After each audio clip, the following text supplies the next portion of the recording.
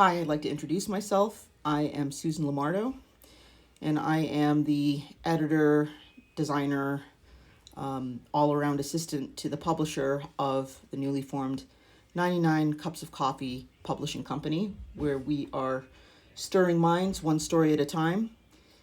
And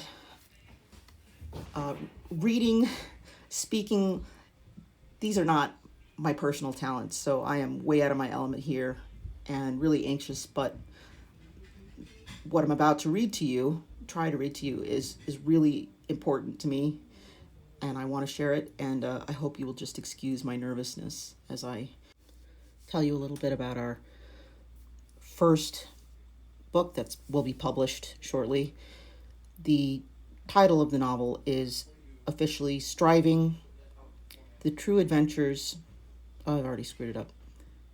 It's Striving, The Adventures of a Female Journalist in a Man's World, a true story, by Joe Thomas, who is a former investigative reporter for the Cincinnati Post-Star, the Detroit Free Press, and then for her longest tenure was at the New York Times, where she worked for over 20 years.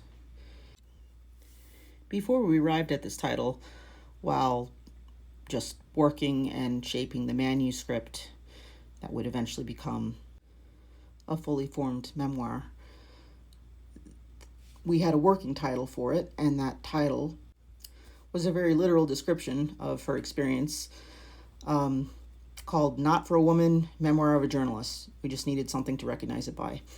And the backstory of that working title will be explained in the excerpt I'll read for you shortly. So thank you for your patience, and without further ado, I'd like to bring to you the preface of Striving, The Adventures of a Female Journalist in a Man's World, a Memoir, by Joe Thomas. And the preface is called TWA Flight 128.